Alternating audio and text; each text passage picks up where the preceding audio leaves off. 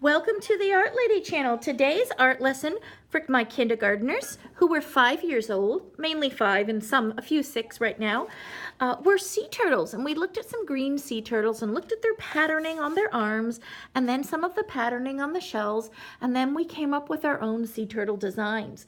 And we wanted to bring the concentric circle idea into the turtles, and also some bright colors in our sea turtles as well. So we were learning today about concentric circles, which is a circle inside a circle inside a circle inside a circle. It's rows of circles.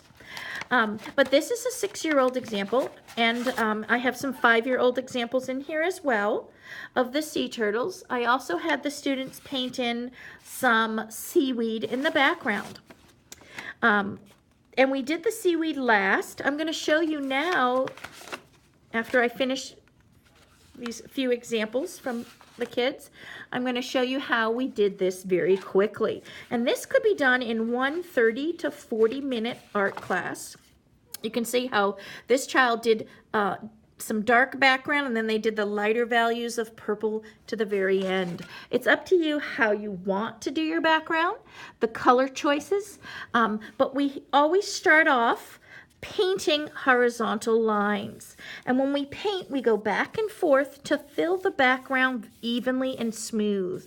When you paint this, you don't want to leave behind any puddles. You can switch colors. It's up to you how you want to exactly paint your background for color. You can do it all one color, or you can do different values of color. But you just want to make sure you have no puddles and all the white area is filled. Those were some of my requirements that we had to do. Horizontal lines and brush strokes. So my arm is moving across the page, if you look, horizontally. And if I see any puddles, I'll show you examples of thick puddles. This would be thick puddles on my paint, and I don't want that.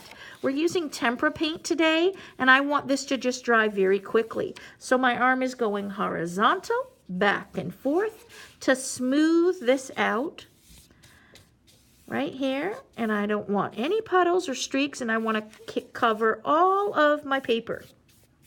So now I have a really nice smooth ocean to go ahead and create my turtle on.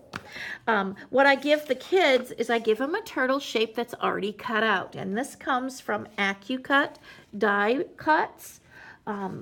And this is the jumbo size die.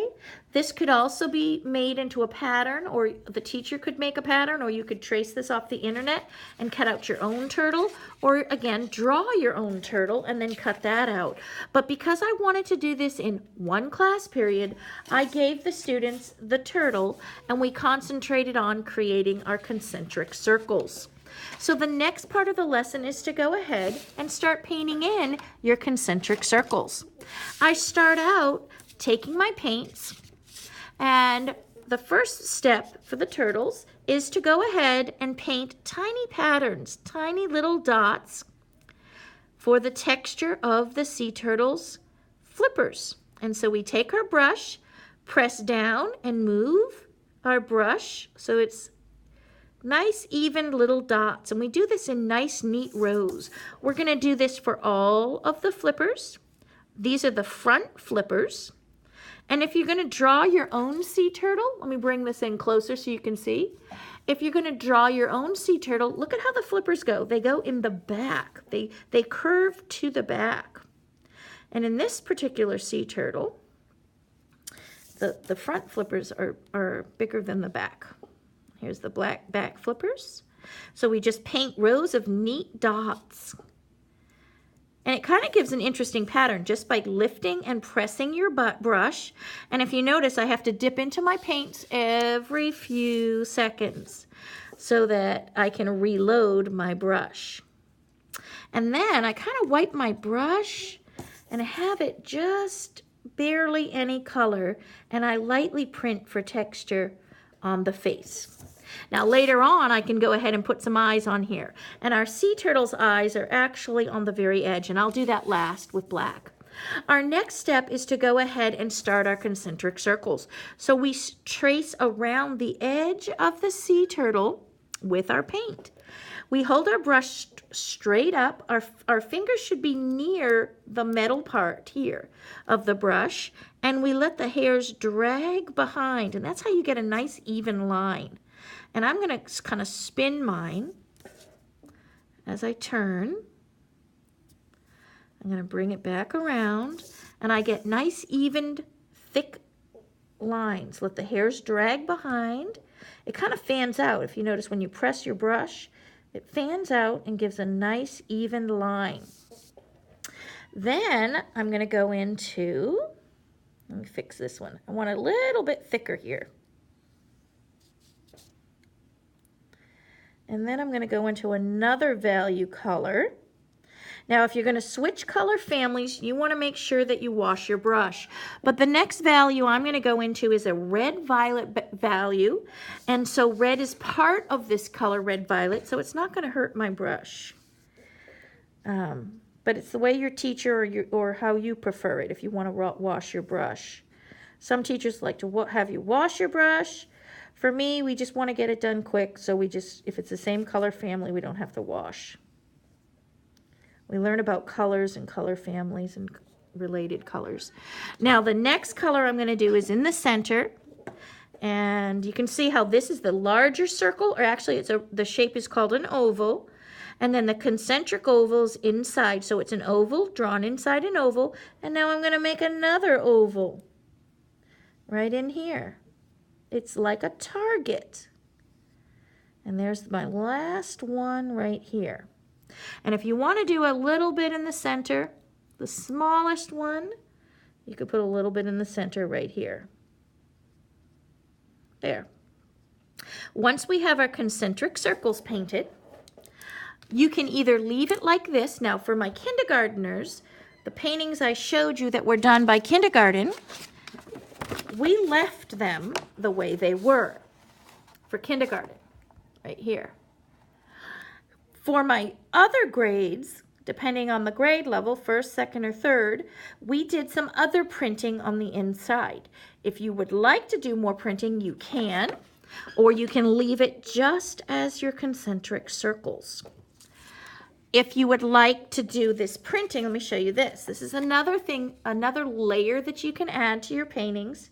And here's another example how I did this on this one. And you can see how I did this in values of blue and blue-greens and green. And here I did more of almost similar to what I did there.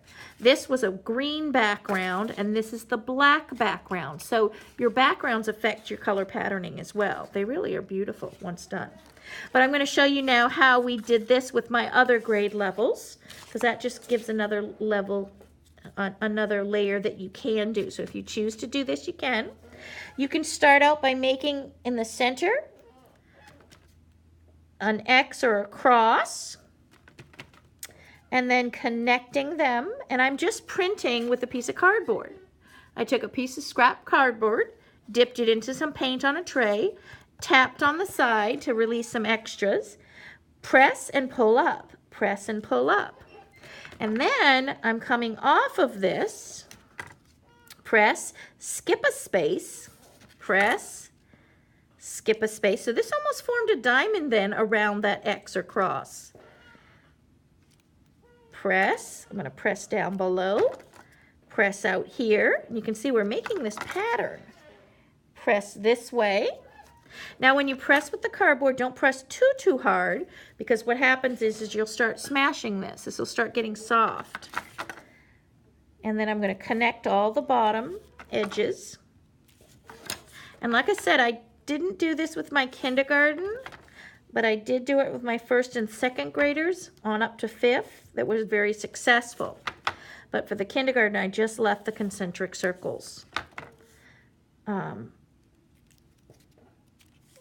But you can go ahead and try it with all ages. And then you continue this right in here, coming off, going straight to the shell here. So this gives another layer, and this actually forms like the cracks in the turtle, how they have the grooves and gouges. This is higher up on the turtle. The turtle has this interesting shell, and this is the green sea turtle that we got this pattern from. It has raised surfaces, and then the black is the relief surface where the where the shell has some interesting texture to it. And there you have your really beautiful sea turtle right here. I love the effect with the black. And what I'm going to do with my students, we take this and we're going to frame them in black for an art show. And actually, this company, Artime, is the one who's going to be framing for us.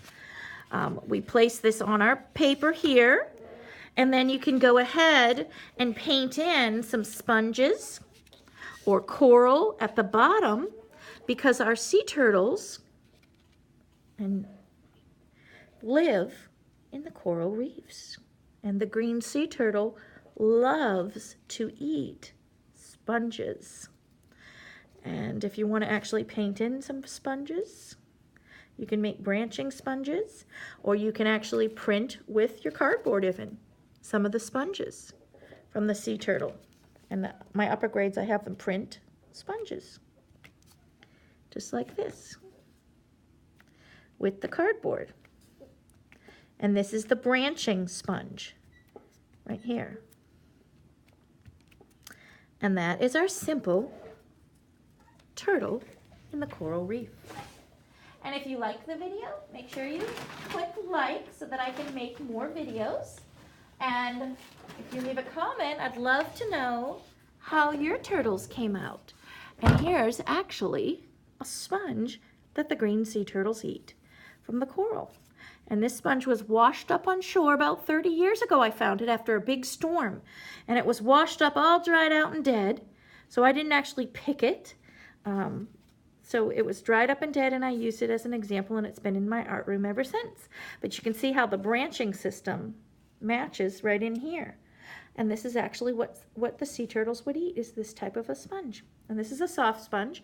When I wet it, it becomes soft again. And I hope you had fun making your turtle.